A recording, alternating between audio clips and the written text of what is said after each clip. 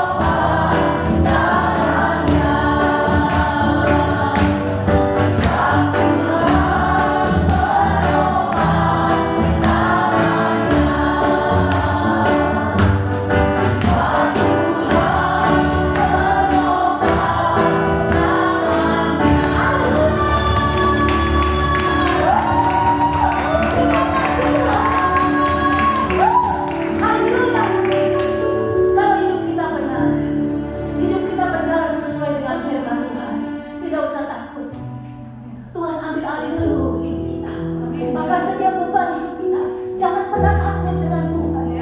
Tidak usah ragu dengan kasih Tuhan.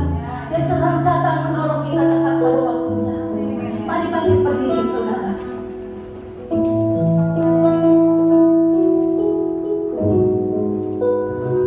Tuhan Yesus sudah membeli kita dengan darahnya, dengan hidupnya. Mari saudara, kita berikan juga hidup kita kepada Tuhan.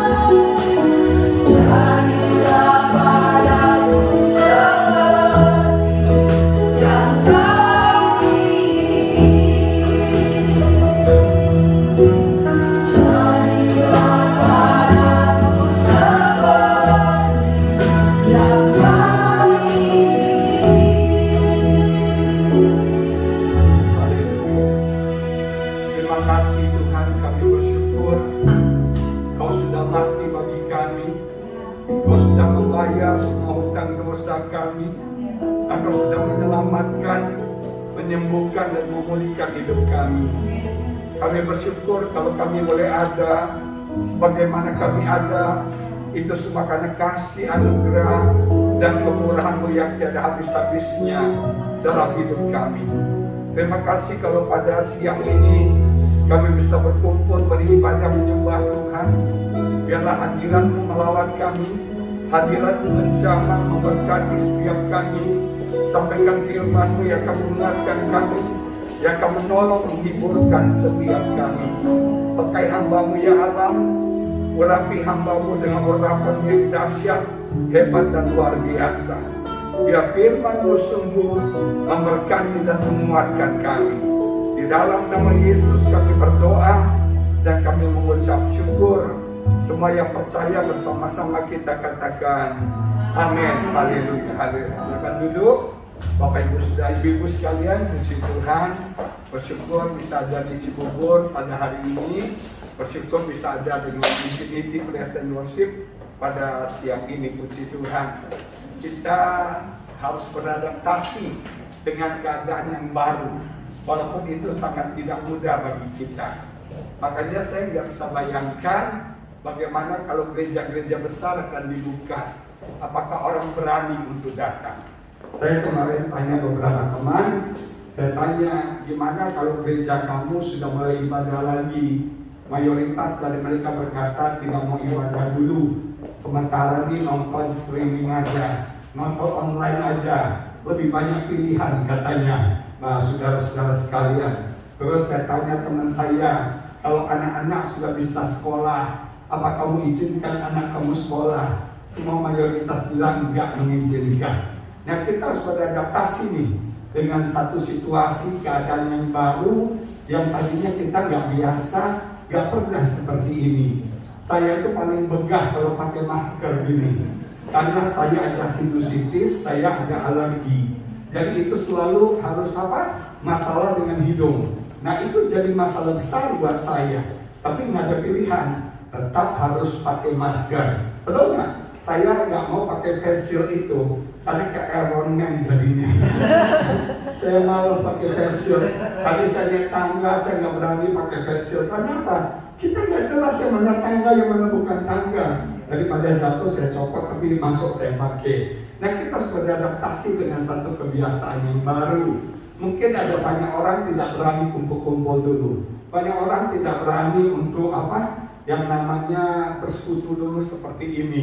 Kemarin itu saya diajak teman karena sudah bete di rumah. Teman saya ajak saya ngopi-ngopi di satu tempat. Nah, kita ngopi, kita pakai masker. Waktu ngobrol kita buka masker dan kemudian kita foto. Kita foto semuanya karena supaya cantik ganteng, maskernya dicopot. Nah, kita foto. Nah, waktu itu isi saya upload di Instagram. Keren kan? Kita di tengah pandemi bisa ngopi-ngopi, bisa senang-senang. Orang komplain semua, Bapak Ibu Saudara sekalian. Pak Pendeta nggak sopan. Kami tinggal di rumah, Pak Pendeta ngopi-ngopi enak-enak, terus nggak pakai masker lagi. Ini yang bikin pandemi melebar katanya. Salah ya? Di rumah stres BT, datang ke coffee house, dimarahin orang, puji Tuhan. Yohanes 20 ayat 24 sampai 29. Yohanes pasal yang ke-20 ayat yang ke-24 sampai ayat yang ke-29 menulis demikian dalam firman Tuhan. Yohanes pasal 20, 24 sampai 29.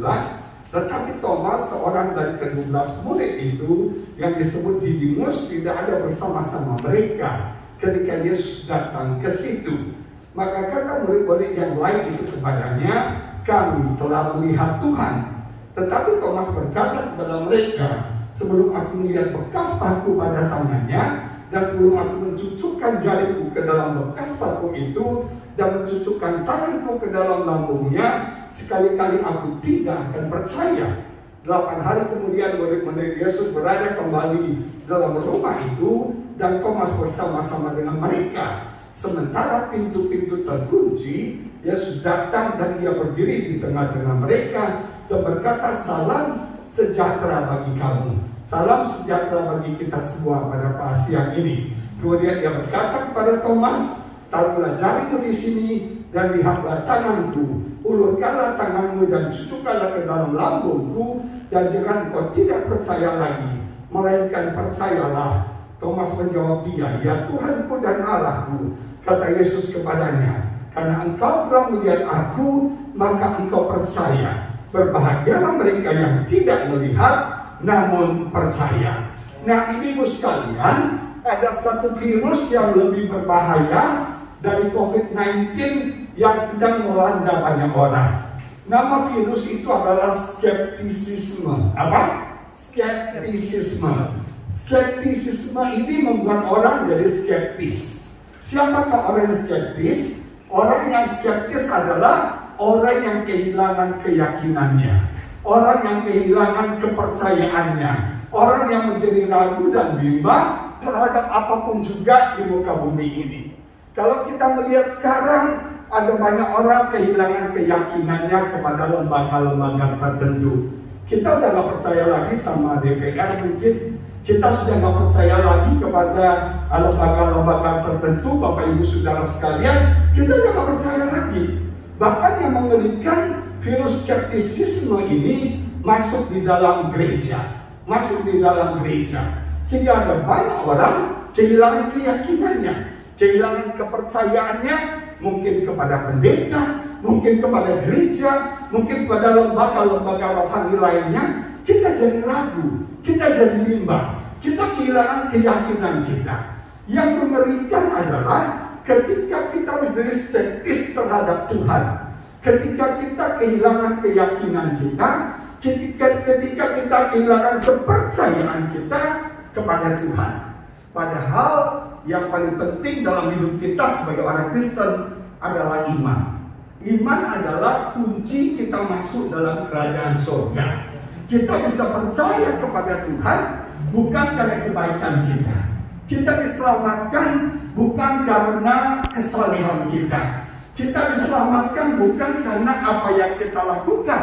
Tapi Alkitab berkata, kita diselamatkan karena kasih karunia Allah yang kita terima dengan iman. Jadi iman yang menyelamatkan kita, iman yang menyembuhkan kita, iman yang lemah. Tanpa iman kita tidak berdaya. Tanpa iman kita akan takut, kita akan frustasi, kita akan stres. Nah, ibu harus tahu nih, di dalam hati kita sebagai manusia, iman itu tidak sendirian. Iman itu punya tetangganya. Tetangga depan rumah namanya tante stres. Tetangga sebelah kanan namanya ibu khawatir. Tetangga sebelah kiri namanya yaitu bapak ketakutan. Jadi dalam hati kita itu ada ketakutan, ada kekhawatiran, ada putus asa, ada tawar hati, ada stres, ada depresi, tapi juga ada iman. Nah, yang menang yang mana? Yang berkuasa yang mana? Kenapa kita takut? Karena takut yang dominan. Iman itu lemah. Maka dari itu kita butuh iman untuk mengalahkan ketakutan. Kita butuh iman untuk mengalahkan kekhawatiran. Kita butuh iman. Kita butuh iman untuk mengalahkan stres, depresi dalam hidup kita. Kalau iman yang menang, kalau iman yang dominan, kalau iman yang berkuasa, maka kita akan melihat mujizat Tuhan terjadi dalam hidup kita. Tapi jujur ya, yang lebih dominan yang mana? Takut. Siapa sih yang gak takut hari-hari ini? Ini perjalanan saya yang cukup jauh dari Alam Sutra ke Cibubur. Ini satu pengorbanan. Untuk datang ke tempat ini butuh iman 1000 kali lipat, Bapak Ibu Saudara sekalian. Benar. Ibu Agnes pernah bilang 4 bulan lalu ya, saya udah okein, terus karena Jakarta coronanya makin gila, istri saya bilang, apa kamu berani? Nekat. Akhirnya saya bilang, buat Agnes jangan dulu deh, gak berani. Yang positif banyak banget gitu loh ya, tunda dulu. Terus waktu bilang bulan depan gimana Pak? Semoga alhamdulillah bisa, saudara. Dan puji Tuhan, untuk datang keluar rumah itu 10 iman 10.000 kali lipat loh. Benar, saya tuh udah malas keluar rumah. Kita udah nyaman di rumah. Mau keluar rumah kita harus berjuang. Repotnya minta ampun. Nanti pulang mesti mandi, cuci rambut. Aduh, repot deh. Pakai Listerine, saudara. Rasanya repot banget. Nah, kita butuh iman. Kalau enggak, kita akan takut. Kita akan khawatir. Di awal-awal corona dulu saya sempat khawatir. Apalagi di waktu banyak pendeta-pendeta yang meninggal. Aduh, si ini meninggal, si ini meninggal, dan sebagian saya kenal. Aduh, serem juga ya. Aduh, gimana? Saya sampai berapa bulan? 3 bulan nggak keluar rumah. Di karantina sama istri saya. Benar-benar takut banget. Takut, kita bukan takut aja, bingung. Kita nggak tahu yang mana lawan, yang mana kawan. Betul nggak? Betul nggak? Kita nggak tahu nih. Ini jangan-jangan ini orang bawa virus nih. Ini orang bawa virus, betul nggak? Nah, batuk dikit, aduh kena COVID nih, kena COVID nih. Meriang dikit, kena COVID. Dulu kalau orang haji depan kita bilang bless you, haleluya. Karena cuma orang haji depan kita, selaka lu, betul nggak selaka? Aduh, kita maki tuh orang, kita marahin orang gitu. Nah, cuma yang diberkati Tuhan, iman terus menang. Kita butuh iman hari-hari ini.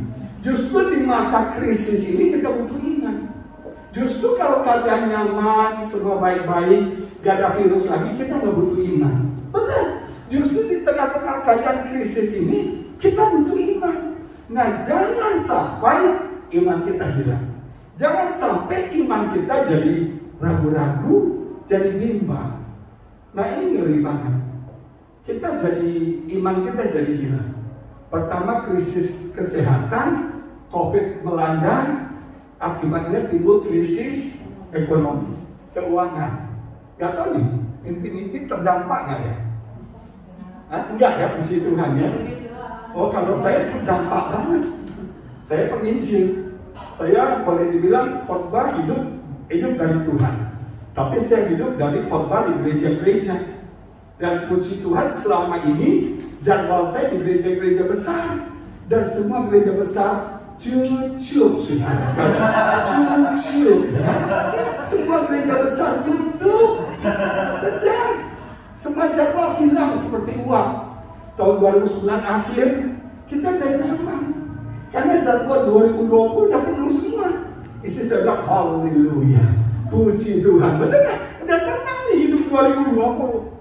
Datang corona, ya hancurin itu semua, saudara. Sampai saya udah nggak tahu jadwal lagi, udah masa bodoh sama jadwal. Saudara, ada gereja yang sopan minta maaf, ada gereja yang diemin aja, lu tahu sendiri gitu loh, betul nggak? Nah, saudara bayangkan, benar, ngarepin gereja, atau boro-boro kasih beras, boro-boro ngirim minyak, sudah nggak ada. Hanya satu gereja aja yang pernah kasih love buat saya sebagai pengganti jadwal saya. Yang batal banyak banget, saudara. Tapi masih lumayan lah daripada yang lain lah. Obladi saudara. Gak ada kabar sama sekali. Tapi saya belajar, memang keuangan kita terdampak. Betul, keuangan kami terdampak. Income kan nol. Tapi yang luar biasa, Tuhan pelihara hidup kami. Kami tidak pernah kekurangan. Justru di masa krisis ini, iman saya itu stretching. Iman saya jadi kuat. Iman saya jadi luar biasa. Kadang saya tahu kita gak bisa harapin siapapun juga di muka bumi ini.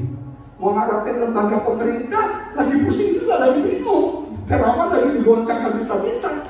Mau anggaran siapa? Gereja ACBD kawan, betul gak?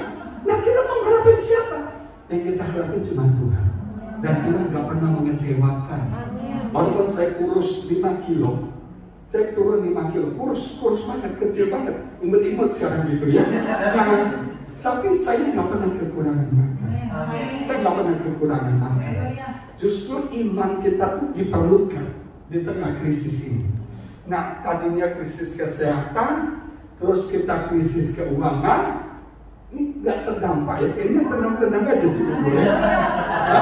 Kemarin ada teman saya cerita. Dia itu targetnya tahun ini 30 miliar. Sampai hari ini 10%-nya belum dapat katanya. Sekarang banyak pendeta jualan, saya jualan juga. Banyak hamba Tuhan sekarang jualan. Teman saya kita masak, dia sama Tuhan, desainer baju pengantin. Sekarang ada pesta, gak ada yang jahit baju pengantin, gak ada yang jahit baju pesta. nganggur, untung dia bisa masak, jual mie kampung, laksa Singapura. Saya juga jualan loh. Saya jual sepeda, jual durian nias, saya jual ayam goreng. Oh, ayam goreng saya laris loh. Kalau banyak yang Cibubur kejauhan ya. Luar biasa banget. Benar, lumayan. Ya, daripada nggak ada kegiatan. Ya nggak? Saya kan suka drakor. Ya kan? Ya kita jualan lah. Jadi isi saya bilang gini, Mak, selama 2 bulan pertama kan kita nggak tahu break. Nggak tahu mau ngapain. Masa mau di rumah aja. Nonton TV itu bosen. Capek, lihat itu siapa? Bapak itu siapa namanya? Udah hilang tuh. Ya, Irianto itu kan? Yang juru bicara itu. Yang bapak itu tuh, ya. Tiap hari dia muncul, tidak ada berita baik, berita buruk semuanya, betul nggak? Udah capek nonton TV, corona, capek banget. Nganggur. Sebenarnya kita mau ngapain? Tapi luar biasa di tengah-tengah krisis itu kan buka jalan. Saya mulai punya YouTube channel. Saya mulai dagang. Benar, kita jualan. Tapi bukan kita yang masak. Tapi kita bantu teman untuk jualan. Kita bantu teman. Dan di situ kita ngerasain semangat banget. Hidup kita jadi berarti. Supir saya udah sempat frustrasi. Karena nggak bisa pulang kampung, nggak bisa ngapa-ngapain. Tapi begitu kita jualan ini, jualan itu, dia semangat. Karena ada tips-tipsnya saya kasih buat dia juga. Nah, Bapak Ibu sudah sekalian, justru di masa krisis ini kita butuh iman. Nah, kita mau belajar dari Thomas ya. Kita mau belajar dari Thomas. Kenapa Thomas yang tadinya begitu yakin sama Tuhan, yang tadinya begitu besar kepercayaannya sama Tuhan, kemudian jadi ragu, jadi bimbang, hilang keyakinannya sama Tuhan. Bapak Ibu tahu nggak, Thomas itu orang yang fanatik sama Yesus. Thomas itu orang yang yakin sama Yesus. Ada 2 alasan. Alasan yang pertama, dia berani ikut Yesus loh. Dia tinggalkan semua yang berharga dalam hidupnya. Dia tinggalkan keluarganya. Dia tinggalkan semua cita-citanya hanya untuk mengikut seorang yang bernama Yesus. Kalau nggak yakin, nggak ada orang yang mau ikut Yesus. Harganya mahal, meninggalkan segala-galanya. Berarti dia yakin. Yang kedua, mari kita baca dalam Yohanes ayat 3 pasal 3. Yohanes mana sih? 11 ayat 16. Yohanes pasal 11 ayat 16 menulis begini. Yohanes 11 ayat 16. Lalu Thomas yang disebut Didimus itu berkata kepada teman-temannya, yaitu murid-murid yang lain, marilah kita pergi juga untuk mati bersama-sama dengan dia. Hebat banget loh. Waktu Yesus menderita, waktu Yesus disiksa, semua murid-murid meninggalkan Yesus. Thomas bilang, ayo kita mati sama dia. Ini apa gak yakin banget nih? Ini apa gak percaya banget? Tapi kenapa Thomas jadi hilang keyakinannya? Hilang kepercayaannya sama Tuhan. Tahu gak nama Thomas artinya apa? Ada yang suaminya namanya Thomas? Thomas artinya tahu gak nama Thomas artinya apa? Kalian tahu? Thomas artinya kembar. Nama Thomas artinya kembar. Dan dia punya satu nama lain yaitu Didimus, betul? Thomas atau Didimus. Tahu nggak Didimus artinya apa? Kembar juga. Jadi nama Thomas artinya kembar, nama Didimus artinya kembar. Jadi di dalam Thomas ada kembar. Kalau kita bilang 2 pribadi yang berbeda. Yang satu percaya Tuhan, yang satu tidak percaya Tuhan. Yang satu punya iman yang kuat, yang satu punya iman yang lemah. Bukankah kita ini ada yang kembang di dalam kita? Benar? Kita ini kembang kan? Di satu sisi kita rajin sama Tuhan, kita cinta Tuhan, tapi di satu sisi kita ragu, kita bimbang. Nah, kenapa Thomas bisa ragu? Kita belajar. Ada beberapa faktor yang menyebabkan kita bisa kehilangan kepercayaan kita kepada Tuhan. Yang pertama, kita membangun fondasi iman yang tidak kuat. Kita membangun fondasi iman yang tidak kuat. Nah, ini Ibu sekalian, iman harus dibangun pada satu fondasi. Ada objek yang dibangun. Nah, saya belajar dulu. Yesus cerita tentang perumpamaan orang yang membangun di atas pasir dan orang yang membangun di atas batu karang. Nah, yang jadi pertanyaan adalah iman kita bangun atas dasar apa? Fondasi iman kita itu apa? Betul nggak? Karena akan ada ujian. Datang hujan, datang badai, datang banjir. Bayangkan, dari apa? Hujan dari atas, angin badai dari samping, dan kemudian banjir dari bawah. Dari utara, selatan, barat, dan timur datang ujian. Sekarang ini kan ujian bertubi-tubi kita. Untuk apa? Untuk menguji iman kita. Krisis ini adalah ujian iman. Kita bangun iman kita, dasarnya apa? Fondasinya apa? Kalau Anda, Pak Ali kan kontraktor. Kalau kita mau bangun gedung tinggi, fondasinya harus kuat. Ketika datang gempa bumi, badai, gelombang apapun, dia tetap kuat. Nah, iman kita dasarnya apa? Banyak orang Kristen imannya dibangun atas dasar berkat, atas dasar mujizat. Kenapa dia ikut Tuhan? Supaya hidupnya lebih baik, supaya rumah tangganya dipulihkan, supaya dia diberkati. Banyak orang kan gitu kan, diiming-imingi sama pendeta. Lu kalau percaya Yesus, lu naik motor, lu akan naik mobil, lu akan diberkati. Kalau lu percaya Yesus, lu dapat suami yang ganteng, dapat cewek yang cantik. Kalau lu percaya sama Tuhan, hidup lu gak susah lagi, lu akan makmur diberkati. Berapa banyak kita dengar iming-iming seperti itu di gereja? Kita diiming-imingi. Kalau kamu jadi orang Kristen, maka kamu akan menerima A, B, C, D, E. Dan kita membangunlah iman kita atas janji-janji dari Pak Pendeta. Ibu-ibu sekalian, jangan sampaikan, beritakan apa yang Tuhan gak pernah janjikan. Dengar ya, jangan mempercayai apapun yang Tuhan tidak pernah janjikan. Tuhan gak pernah janjikan loh, langit selalu biru. Tuhan tak pernah janjikan loh, hidup kita selalu tenang-tenang, aman-aman aja. Tuhan tak pernah janjikan loh, hidup kita tidak menderita. Bahkan kalau kita pelajari di Alkitab, ayat tentang penderitaan lebih banyak dari ayat tentang berkat. Sekali lagi, ayat tentang penderitaan lebih banyak dari ayat tentang berkat. Masih mau ikut Tuhan? Nanti menderita, pikul salib, sangkal diri loh. Tuhan gak bilang ikut aku kamu akan bahagia, sukacita. Tidak. Ikut aku kamu pikul salib, sangkal diri, kamu akan menderita. Ayat penderitaan lebih banyak. Nah, kenapa banyak orang imannya hancur? Karena dasar imannya salah. Ingat ya, waktu Yesus berbicara tentang kesembuhan, tentang mujizat, dia melakukan mujizat spektakuler, orang semua ikut dia. Tapi begitu dia menderita, semua orang meninggalkan dia. Betul nggak Bapak Ibu sekarang? Sekarang saya mau tanya, imanmu kebangun atas dasar apa? Saya dari kecil sudah Kristen, tapi saya bertobat ketika saya berumur 20-an. Waktu itu yang bertobat pertama dalam rumah kami itu mama saya. Mama saya dari seorang wanita yang cerewet, nyinyir, semua itu bisa bertobat, hidupnya berubah, suka memuji-muji Tuhan. Setiap hari dia cerita Yesus. Setiap hari dia memuji-muji Tuhan. Capek dengarnya.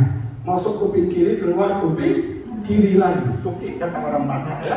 Masuk kiri, keluar kiri lagi. Nah, saudara sekalian, jujur, aduh rasanya mama ini bercerewet banget.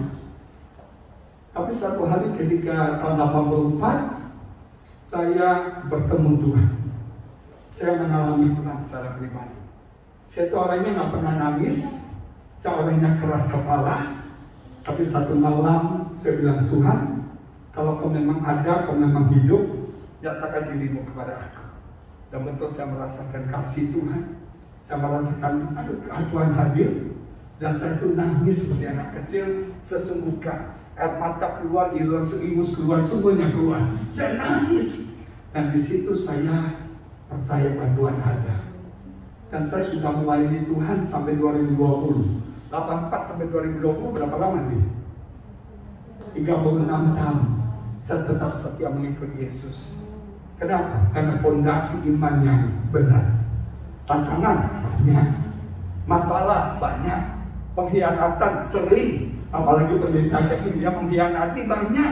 Sekarang pendeta hukumnya adalah gayanya gaya punggung. Gua maju, lu tendang. Gua maju, tendang. Gua maju, gua tendang. Betul kan? Pendeta kan gitu, jujur ya. Tendang. Bahkan ada satu gereja besar katanya, banyak pendeta-pendeta mau khotbah di gereja itu, jadi mereka doakan biar pendeta yang di jadwal itu sakit, saudara. Supaya mereka dapat kesempatan bisa khotbah. Ngeri kan? tantangan banyak banget. Kudeta, pengkhianatan. Tapi saya bersyukur di dalam ujian saya tetap kuat, bertahan sampai hari ini. Kenapa? Karena saya membangun iman saya atas dasar yang benar. Coba cek, iman kita dibangun atas dasar apa? Yang kedua, kenapa iman kita bisa hilang? Karena kekecewaan. Kita, apa yang kita percayai tidak terjadi. Kenapa Thomas kecewa sama Yesus? Karena mereka tuh pikir ikut Yesus, mereka bebas dari penindasan Roma. Mereka bebas dari penjajahan Roma. Roma tuh kejam banget. Teksnya tuh tinggi banget, pajaknya tinggi banget. Jadi mereka pikir nih, Yesus khotbah tentang kerajaan Allah. Mereka pikir ada satu kerajaan yang baru, ada satu pemerintahan yang baru. Nah, minimal hidup mereka jadi lebih baik. Atau kalau mereka udah dekat sama Yesus kan, siapa tahu bisa jadi menteri, siapa tahu bisa dapat kedudukan yang penting. Tidak ada koneksi dengan Yesus sebagai presidennya, sebagai rajanya. Mereka nggak ngerti bahwa kerajaan yang Yesus maksudkan bukan di dunia, tapi kerajaan secara rohani. Nah, mereka punya harapan yang besar. Mereka mengikut Yesus dengan harapan yang besar. Apalagi waktu mereka lihat Yesus buat mukjizat, 5 roti 2 ikan, ya benar ya? 5 roti 2 ikan memberi makan segitu banyak orang, sisa 12 bangkul. Dia lihat orang buta melihat, orang lumpuh berjalan, bahkan orang mati bangkit. Mereka semakin yakin, inilah raja yang kami harapkan. Tapi ketika Yesus ditangkap, ketika Yesus disiksa, Yesus diam saja. Bayangin saudara, kita tadinya lihat orang sakti ya, orang yang bisa menghentikan badai, yang buat orang lumpuh jalan. Sekarang dia jadi apa? Pesakitannya. Sekarang dia disiksa begitu rupa, dia diam aja. Coba kalau kita jadi muridnya, gemes kan? Ayo, libas, angkat tanganmu, jedes, betul nggak? Kita pikirkan begitu nggak? Yesus nggak gitu. Disiksa, dimaki, diolok, dihina, dia diam aja. Dia nggak berbuat apa-apa, dia diam aja. Aduh, saya bayangin perasaan Thomas pasti hancur. Orang yang dia banggakan, orang yang dia harapkan dan diidolakan, ternyata cuma segini doang. Cuma segini aja dia. Betul nggak? Bayangin hancurnya iman Thomas. Apalagi waktu Thomas melihat Yesus disalibkan, dan Yesus berkata begini, Eloi, Eloi, lama sabachthani. Artinya apa? Bapak, mengapa engkau meninggalkan aku? Bayangin nih, kalau kita murid Yesus, kita lihat guru kita bilang, Bapak, mengapa engkau meninggalkan aku? Artinya kita kan bisa pikir gini, bapaknya aja meninggalkan dia, ngapain gua tinggal sama dia, betul? Bapaknya aja udah pergi kabur, masa gua mau ngikutin dia? Disitulah imannya Thomas itu hancur. Karena mengalami kekecewaan nggak Bapak Ibu Saudara sekalian? Kekecewaan membuat kita kehilangan iman kita, menggoncang iman kita. Yang ketiga, yang buat iman kita hancur itu adalah krisis. Tekanan yang bertubi-tubi, tekanan yang terus menerus kita alami. Thomas itu tadinya berani mati buat Tuhan, tapi kenapa sekarang kok jadi nggak percaya, ragu, nggak yakin lagi sama Tuhan? Kenapa? Tekanan yang bertubi-tubi dialami, sehingga dia goncang, dia stres, dia depresi, dan itu berbahaya. Habakuk juga pernah mengalami hal yang sama, krisis iman Habakuk. Jadi kita jangan pikir orang-orang hebat itu semuanya kayak Iron Man, Superman ya. Makanya Alkitab itu bilang gini, Elia adalah manusia biasa. Elia tidak lahir di Krypton sama Superman. Elia bukan turunan Avenger. Artinya mereka ini Habakuk sama seperti kita, orang biasa sama seperti kita. Nah, Habakuk mengalami krisis iman. Kalau ibu-ibu pelajari dalam kitab Habakuk, ada 3 hal yang buat Habakuk tergoncang imannya. Yang pertama, ketika dia melihat sepertinya Tuhan tidak peduli dengan apa yang terjadi. Sama kan sekarang? Tuhan kok nggak peduli sama virus ini sih? Tuhan kok diamin sih? Kok Tuhan nggak tahan virus ini datang ke Indonesia? Kenapa nggak cuma di Cina doang? Pada izin masuk Indonesia kan susah banget, betul nggak saudara ya? Kenapa Tuhan? Tuhan nggak tiup aja virus ini. Siapa yang percaya? Tuhan tiup aja virusnya habis semuanya. Betul nggak? Sampai dijukir balik keuangan sampai resesi semua. Ini kok Tuhan nggak peduli, kok Tuhan nggak masa bodoh, kok Tuhan nggak bertindak sih? Karena pikir gitu nggak sih? Betul nggak? Kok Tuhan diam aja? Yang kedua, kenapa Habakuk krisis iman? Dia merasa Tuhan sepertinya tidak melakukan apa yang harusnya dia lakukan. Kita ngarapin Tuhan melakukan sesuatu kan? Kita ngarapin Tuhan bertindak kan? Supaya dunia nggak hancur, nggak kacau begini kan? Supaya keadaan nggak buat kita jadi, aduh ngerti deh, udah bingung banget kan? Kenapa Tuhan nggak melakukan? Kita merasa Tuhan itu powerless, kita merasa Tuhan itu gagal.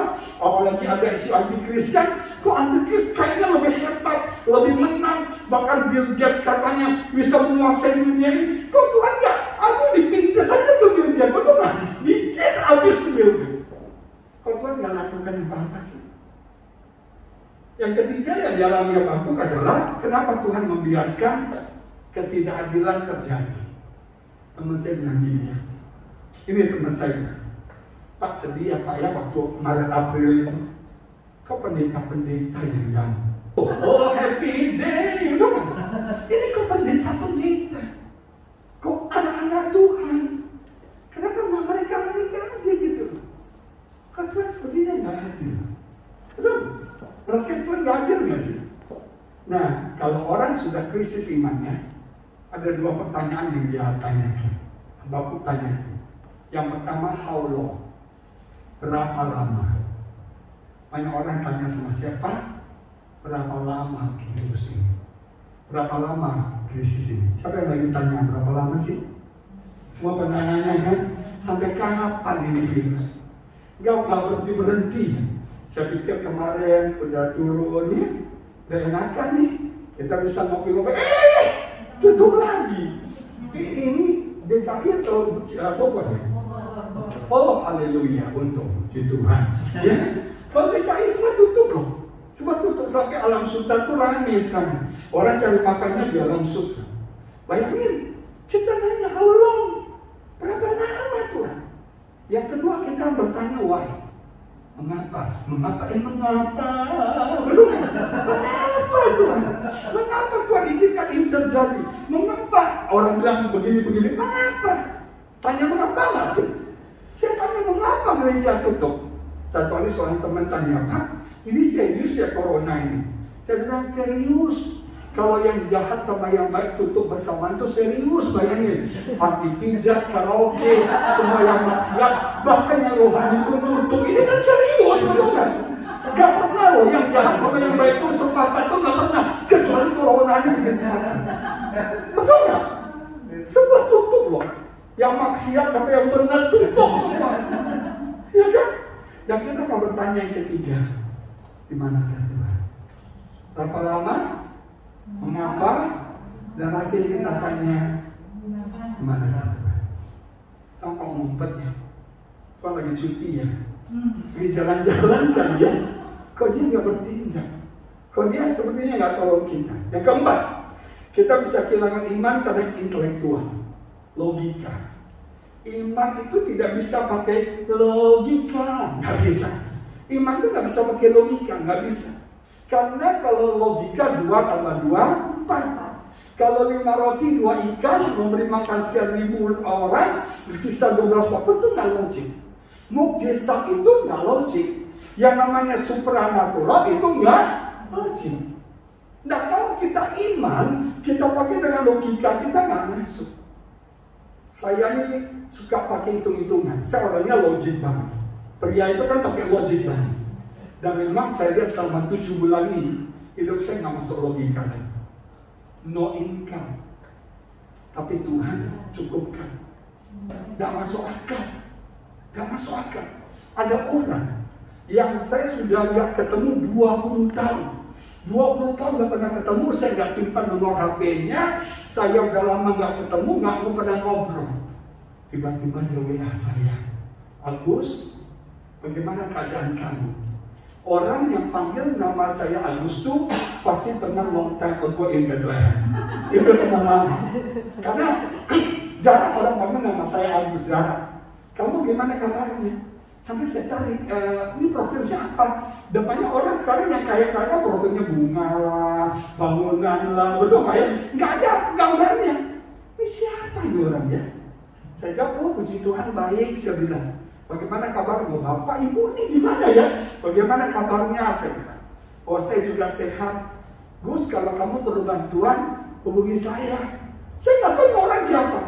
Terus bilangnya, ini sorry deh, gini aja deh, minta ngorek kamu deh. Saya mau kalau ada berkat saya mau kasih. Yang minta nomor rekening saya mau banyak banget, tapi yang terakhir belum tentu gitu kan. Apalagi masa krisis ini. Nah, ya namanya perintah ditanya norek, nah kasih aja kan ya. Oh, saya kasih. Kalau norek, kalau minta pelayanan minggu depan saya kasih jawaban. Kalau minta nomor rekening sekarang saya angkat. Nah itu saya. Makanya saya kasih.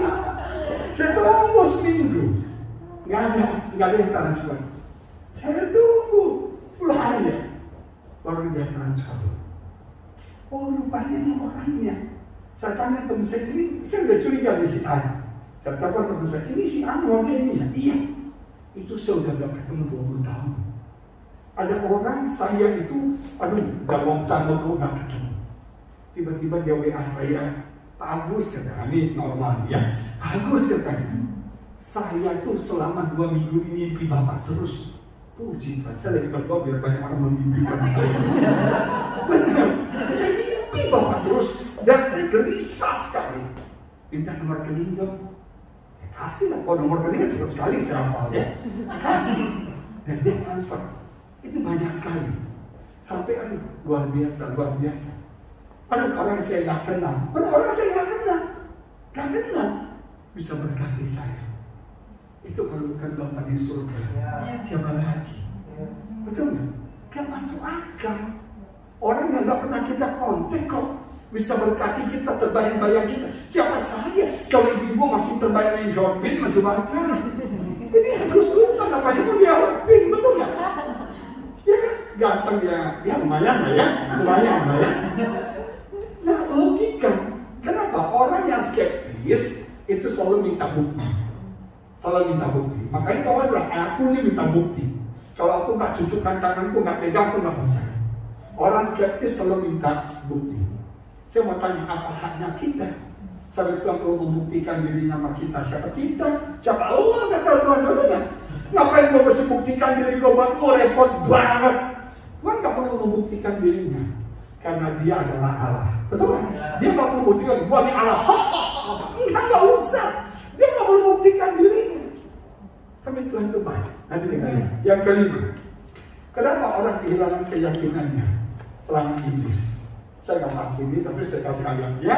Nanti ibu-ibu baca Lukas 22 ayat 31 dan 32. Pada waktu dikatakan Tuhan bilang sama Simon, Petrus, iblis menuntut untuk menampi kamu supaya apa? Imanmu jangan, aku berdoa supaya imanmu jangan gugur. Dari iblis menyerang kita, merongrong, mengintimidasi kita supaya iman kita hilang. Tapi luar biasa. Ada 2 hal yang luar biasa yang Yesus lakukan. Yang pertama, Yesus datang khusus untuk seorang yang namanya Thomas. Yesus sudah pernah muncul ya, sama kan nilainya 12. Yudas berkhianat tinggal 11. Nah 10 kan ngumpul nih. Nah 10 ngumpul, tiba-tiba Yesus muncul kan, bang gitu, tereng. Nah Thomas gak ada tuh. Thomas gak ada. Nah waktu Thomas ada, baru cerita Ibrahim. Dan kemarin tuh 8 hari lalu Yesus datang sama kita loh. Dia munculin sama kita. Terus dia bilang, gua gak percaya kalau saya jadi Tuhan ya. Gua udah nyatain diri gua sama 10. Apa pusingnya sama yang 1? Saya bodoh sih Thomas. Gua percaya gak percaya. Emangnya sebenarnya Anda percaya gak percaya sama Tuhan, Tuhan rugi gak? Gak rugi. Selama-lamanya dia adalah Tuhan. Pangkatnya nggak turun, kuasanya nggak berkurang. Kalau Anda tidak percaya sama dia, sebodoh. Tapi hebat, hanya dari 1 Thomas Yesus menyatakan dirinya. Hanya demi 1 Thomas. Waktu saya baca itu saya nangis. Saya bilang, Tuhan pada repot aja gue. Sama 10 kan udah. Thomas mas, apa artinya Thomas? Udah ragu lagi, bimbang lagi, ngapain? Betul nggak kalau kita nih ada orang, bang ini salah, jangan, wah ini jahat tuh, betul nggak? Ya satu juga, yang penting ini banyak, yang lain biarin aja satu tuh, betul? Tuhan bilang, hanya dari Thomas yang ragu-ragu bimbang, yang menyatakan ini. Saya di situ nangis. Jangan-jangan Thomas itu saya. Betul nggak? Jangan-jangan Thomas itu kita. Hanya demi kita Yesus mau menyatakan dirinya. Haleluya. Dia mengasihi Thomas. Dia mencintai Thomas. Dan dia khusus datang menyatakan dirinya kepada Thomas. Lalu satu orang itu berharga di mata Tuhan. Kita itu penting. Kita itu spesial.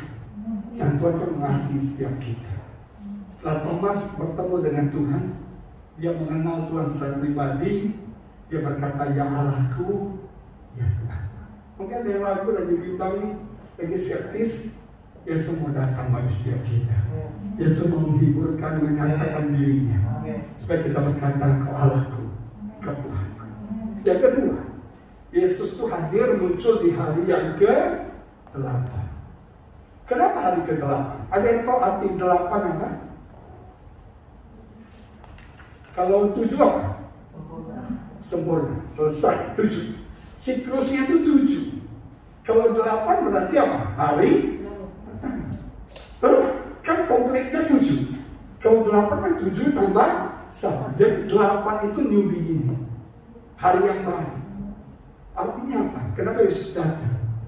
Karena dia membuat Bapak yang baru, dimensi yang baru. Dia membuat new beginning, pengalaman yang baru bersama dengan dia. Kenapa Tuhan izinkan corona ini? Supaya kita boleh mengalami Tuhan dalam dimensi yang baru, dengan cara yang baru, ada berkat yang baru yang Tuhan sediakan buat kita. Di sini saya dijadikan saya selama bertahun-tahun hidup dari pelayanan. Selama bertahun-tahun saya hidup dari pelayanan. Tapi sekarang pelayanan itu stop. No. Dan apakah saya mati? Ada new dimension. Ada berkat yang baru. Dengan cara yang baru. Yang Tuhan sediakan buat saya. Makanya jangan pakai cara lama lagi.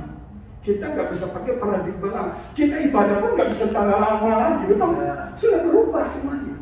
Karena ada berkat yang baru dengan cara yang ada new beginning. Yang angka 8 tahu nggak artinya apa?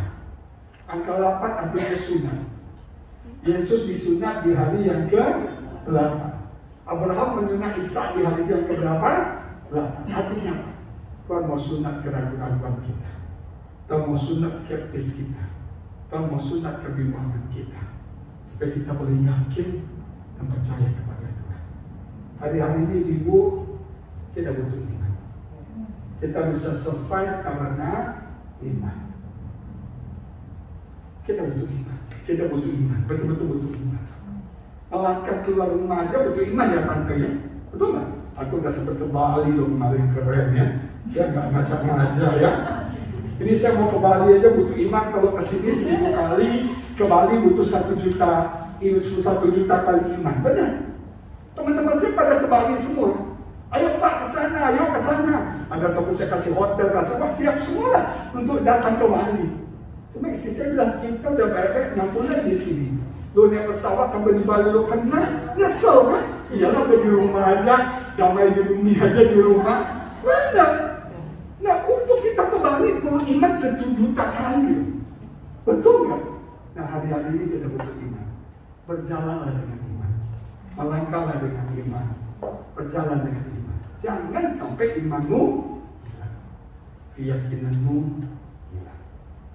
Oh saya bisa kuat hari ini. Ada iman. Iman. Saya dulu awal takut. Tapi sekarang saya melihat perbuatan Tuhan. Saya tidak takut lagi. Saya sama virus kadang-kadang masih takut. Tapi tentang uang, tentang apa saya tidak takut. Karena itu tidak pernah kekurangan makanan. Di YouTube channel saya cerita. Gak pernah kekurangan makanan. Ada teman dan minta. Sudah gak ketemu 3 tahun. Kami udah gak ketemu dan 4 tahun. 4 tahun. Kita udah gak ketemu 4 tahun. Dia buka bakmi. Bakminya itu terkenal di Siantar. Ada orang Siantar nggak? Orang Siantar gitu ya. Bakmi Ahon itu the best di Siantar. Nah anaknya buka cabang ini dan anaknya teman saya waktu kita di Amerika sama-sama. Nah waktu dia buka bakmi, saya nggak tahu gimana dia DM istri saya. Si minta alamat dari sisi, oh ya sih apa kabar? Mau kirim bakmi Ahon. Sekarang dia nggak bisa makan di tempat kan. Jadi dia sekarang buat frozen. Sekarang bisa dikirim ke mana-mana. Wah hebat juga ya. Ada cara yang baru untuk berkat yang baru, betul nggak? Dia kirim kita bakmi dari Medan. Untuk awal sebenarnya banget. Saya itu paling suka PMP. Saya bagi istri saya tiba-tiba dia yang Pak Bu, kita alamat saya mau kirim PMP dari Lampung. Lampung ini lebih enak dari Palembang. Satu hari istri saya boleh masih ngomong dikit lagi ya. Tadi duduk di sofa kan anjing. Tapi hari ini kok nggak kirim makanan ya katanya. Saya bilang lu doa dong. Makanan doa dong. Dia ada digerakkan hatinya di Cibubur kirimnya kejauhan ya. Terus doa dong. Belum selesai saya ngomong itu, bunyi WA-nya masuk ting. Ada orang WA minta alamat, saya mau kirim makanan. Istri ini siapa ya? Sampai dia lihat di profil picture-nya, oh sini. Ini anak kita nggak pernah WA dia, kita nggak pernah hubungi dia, kita kenal tapi nggak dekat. Tiba-tiba dia bergerak kirim makanan. Tahu nggak apa? Babi panggang bangka. Siap terima babi panggang bangka. Sorry. Ada teman saya juga minta alamat kirim makanan. Tahu nggak apa? Babi panggang bangka lagi. Jadi hari itu 2 porsi babi panggang bangka kita terima. Luar biasa. Ada semua apa lagi? Haisong. Istri saya udah lama bikin haisong. Di tengah Kristus makan haisong dulu. Makan apa? Makan saus asam aja deh. Ya kan? Tiba-tiba ada orang kirim haisong. Benar. Ada yang kirim apa lagi? PMP. Haisong oh, banyak ya. Banyak banget. Yang kirim kue itu banyak banget. Apa dah kekurangan? Oh, satu hari sistem pergi makan kepiting. Ya udah belilah kepiting kan gampang dapatnya. Malas keluar katanya. Iya ada orang kirim malam-malam kasih kepiting cabai cili nama kita. Di situ saya bilang Tuhan, kalau kau punya iman habis saya. Betul? Imanlah yang memelihara saya. Iman yang buat saya kuat sampai hari ini. Amin. Ibu bapak ibu sekalian, jangan krisis iman. Imanmu jangan sampai hilang. Justru kita butuh iman. Bangunlah iman atas dasar yang benar. Hilangkan kekecewaan. Krisis bisa membuat kita hilang iman. Intelek, logika bisa membuat kita hilang. Hidup ini udah gak logika. Hidup ini jangan pakai logika lagi, udah gak bisa. Ini gak bisa pakai logika lagi. Kita butuh mujizat Tuhan. Yang kelima, serangan iblis membuat iman kita jadi hilang. Amin. Mari kita doa sama-sama. Mau langsung perjamuan kudus apa nanti itu? Sekarang ya, minta perjamuan kudus buat kita.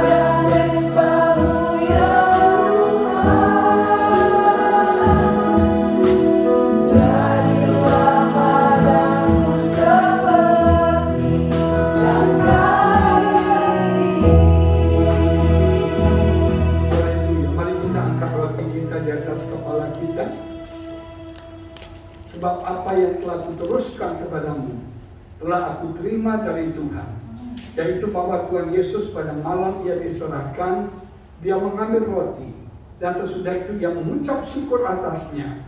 Ia memecah-pecahkannya dan berkata, inilah tubuhku yang diserahkan bagi kamu. Perbuatlah ini menjadi peringatan akan daku. Percayakah saudara-saudara sekalian bahwa roti yang kita makan ini adalah persekutuan dengan tubuh Kristus? Mari kita makan dengan ucapan syukur di dalam nama Tuhan Yesus Kristus.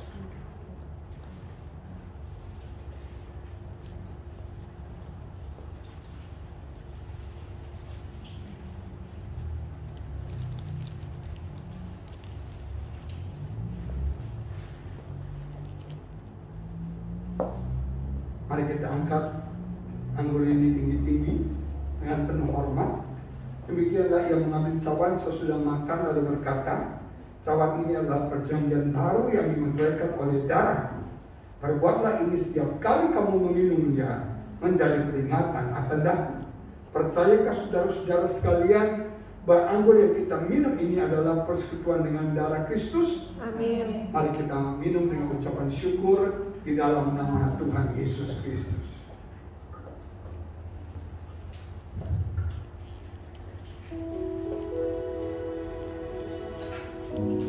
Mari kita angkat tangan kita.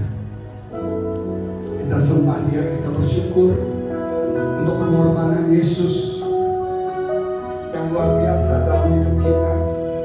Kita bersyukur untuk pengorbanan Yesus yang sudah mengubah hidup dan keadaan kita. Haleluya.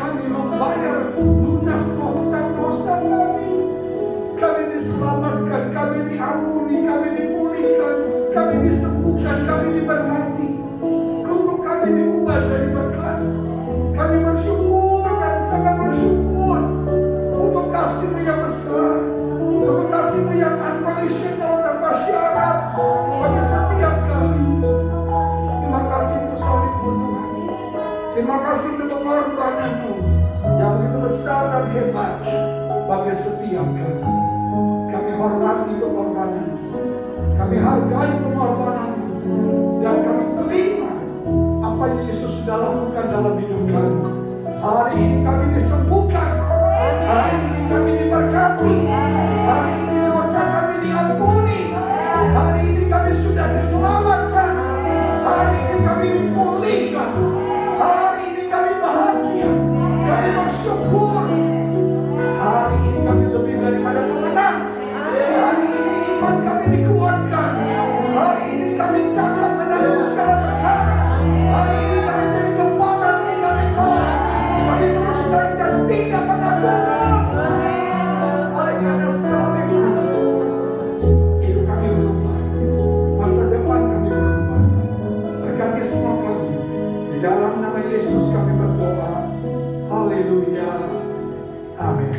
Amin. Kami berkati Bapak Ibu saudara sekalian. Haleluya.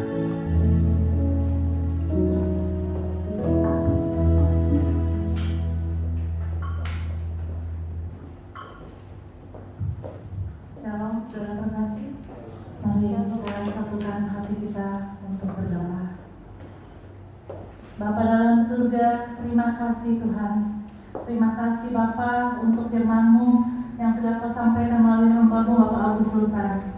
Tuhan Yesus, Kau berkati Pak Agus Sultan Tuhan. Manapun dia melangkah, manapun dia berada, Kau berkati Tuhan Yesus. Kau jaga dan Kau lindungi Bapak. Untuk bungkus Tuhan Yesus Pak Agus Sultan beserta istri, tubuhnya dan ujung rambut juga ujung kaki oleh darah-Mu yang berlimpah. Kesehatan yang sempurna mereka terima Tuhan. Terima kasih Bapak. Pakai terus Pak Agus Sultan Tuhan Yesus untuk menjadi berkat dan memenangkan banyak jiwa Tuhan. Terima kasih Bapak. Terima kasih. Kami mau Tuhan Yesus, iman kami terus bertumbuh di dalam-Mu Tuhan. Terima kasih Tuhan. Terima kasih Bapak. Kami mau berdoa Tuhan untuk negara kami Tuhan Yesus, Indonesia Tuhan. Pulihkanlah, pulihkan negeri kami Bapak. Pulihkan bangsa kami Tuhan Yesus. Urapi bangsa kami Tuhan. Untuk bungkus Indonesia oleh darah-Mu yang kudus. Ya Tuhan Yesus, kami minta Tuhan Yesus, bangsa kami terbebas dari corona. Untuk vaksin Tuhan Yesus, segera Tuhan Yesus, Kau temukan yang terbaik untuk bangsa kami. Dalam nama Tuhan Yesus Kristus. Terima kasih Bapak. Kami mau berdoa untuk saudara kami yang sedang terbaring sakit, menderita COVID-19 Tuhan. Oleh bilur-bilurnya sembuh sehat sempurna. Dalam nama Tuhan Yesus. Terima kasih Bapak. Terima kasih ya Yesus. Kami berdoa Tuhan Yesus untuk Pak Presiden kami Bapak Jokowi beserta dengan staf jajarannya Tuhan. Kau berikan hikmat-Mu Tuhan Yesus dalam pandemi saat ini Tuhan Yesus. Kau berikan hikmat-Mu Tuhan dalam menyelesaikan bangsa dan negara kami ini. Tutup bungkus Pak Jokowi darah-Mu yang kudus, sehat sempurna Tuhan. Terima kasih Bapak. Kami juga mau berdoa Tuhan Yesus untuk jemaat-jemaat Praise and Worship Infinity dan saudara-saudara terkasih kami yang menonton, menyaksikan acara ini Tuhan Yesus. Mereka diberkati Tuhan. Mereka yang sakit Kau sembuhkan dalam nama Tuhan Yesus Kristus. Ada berkat Tuhan tercurah untuk mereka semua melalui firman-Mu ini Tuhan. Terima kasih Tuhan. Mereka dikuatkan semakin kuat di dalam-Mu Tuhan. Terima kasih Bapak. Terima kasih Yesus. Terima kasih Tuhan. Kau sungguh baik. Kau teramat baik untuk kami Tuhan Yesus. Di dalam nama Tuhan Yesus Kristus kami sudah berdoa dan mengucap syukur. Haleluya. Amin. Amin. Puji Tuhan, terima kasih kepada hamba-Nya Bapak Pendeta Agus Sultan yang sudah memberkati kami dengan kebenaran firman Tuhan. Tuhan memberkati ya Pak. Maju terus dalam Tuhan, tetap semangat. Amin. Saudara yang dikasihi dalam Tuhan, kita semua diberkati dengan firman Tuhan. Amin. Jadi saatnya kita akan akhiri ibadah kita dengan mengangkat satu pujian syukur atas setiap bencana atas Indonesia. Mari pakai berdiri saudara. Biar pujian ini menjadi doa kita buat bangsa Indonesia, buat negeri kita yang tercinta. Kita percaya bahwa lawatan Tuhan terjadi walaupun di tengah pandemi. Kita percaya bahwa Tuhan Yesus tidak pernah tinggalkan Indonesia. Justru lewat pandemi inilah kuasanya dinyatakan dengan ajaib. Haleluya. Terima kasih Tuhan Yesus. Ini doa kami, bangsa kami Tuhan. Terima kasih. Syukur untuk setiap rencana.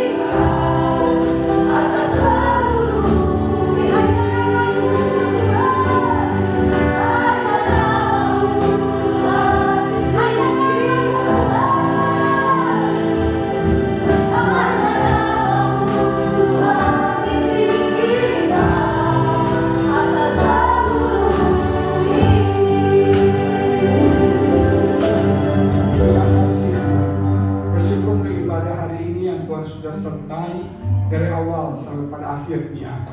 Biar setiap kami diberkati Tuhan. Apapun beban pergumulan kami Tuhan, tolong setiap kami. Biar kami boleh mengalami kuasa-Mu, melihat mukjizat dan pertolongan-Mu di tengah-tengah masa yang sulit ini. Kami melihat jalan keluar, kemenangan, kesembuhan, mukjizat Tuhan kerjakan. Kau berkati setiap anak-anak-Mu yang hadir. Berkati setiap anak-anak-Mu yang mendengarkan ibadah ini ya Bapa. Kau berkati mereka, Kau tolong mereka. Terima kasih Bapa. Kami minta berkat yang berlimpah-limpah itu Kau curahkan bagi setiap kami. Mari saudara angkat tanganmu, arahkan hatimu kepada Tuhan. Tuhan semua segala berkat memberkati engkau dengan dahsyat dan luar biasa. Terimalah kasih daripada Allah Bapa, kasih karunia di dalam Tuhan Yesus Kristus, dan persekutuan yang manis dengan Roh Kudus menyertai kita dari sekarang sampai selama-lamanya. Tuhan memberkati engkau dengan berkat yang luar biasa. Di dalam nama Tuhan Yesus Kristus, semua yang percaya terima dengan iman, sama-sama katakan amin.